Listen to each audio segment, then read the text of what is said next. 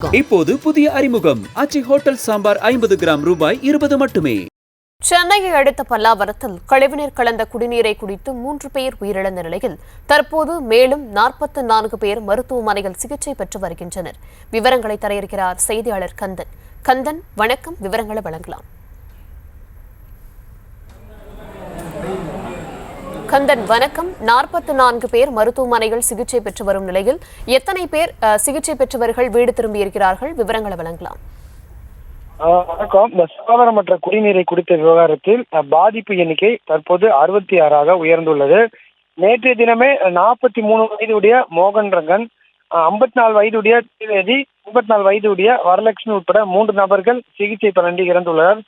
நேற்றைய தினமே குளம்பேட்டை அரசு மருத்துவமனையில் சிகிச்சை பெற்று வந்த நபர்களை அமைச்சர்கள் அன்பரசன், சுப்பிரமணியம், அதே போன்று முன்னாள் நாடாளுமன்ற உறுப்பினர் ராஜேந்திரன், செங்கல்பட்டு மாவட்ட ஆட்சியர் அருண்ராஜ் ஆகிய நேரில் சந்தித்து அவர்களிடம் சிகிச்சை பெற்று அனைத்தையும் கேட்டறிந்து அங்கிருந்து சென்றனர்.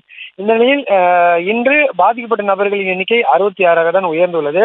அதில் குளம்பேட்டை அரசு மருத்துவமனையில் தற்போது 34 நபர்கள் சிகிச்சை பெற்றுவதாக தெரிவித்துள்ளனர். அது மட்டும் இல்லாமல் குளம்பேட்டை அரசு மருத்துவமனையில் இருந்து ஏற்கனவே 22 நபர்கள் சிகிச்சை பெற்று வீடு திரும்பியுள்ளதாக தெரிவிக்கப்பட்டுள்ளது. ராஜீவ்காந்தி மருத்துவமனையில் 1 நபர்களும், தனியார் மருத்துவமனையில் 6 நபர்களும், இறந்தவர்கள் எண்ணிக்கை ஆக மொத்தம் 66 நபர்கள் தற்போது இந்த சுகாதாரமற்ற குடிநீரை குறித்து பாதிக்கப்பட்டுள்ளதாக தெரிவிக்கப்பட்டுள்ளது.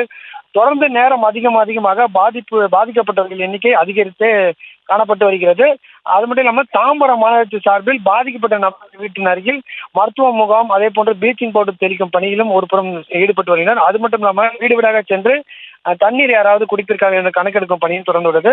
அது மட்டும் இல்லாமல் குடிநீரை சோதனைக்கு அனுப்பிட்டுள்ளனர். அதன் விரைவில் வந்த முடிவு பிறகுதான் எதனால் இவர்கள் பாதிக்கப்பட்டவரும் தெரிவிக்கப்பட்டுள்ளது. விவரங்களுக்கு நன்றி கந்தன். இப்போது புதிய அறிமுகம் ஆச்சி ஹோட்டல் சாம்பார் 50 கிராம் ரூபாய் 20 மட்டுமே.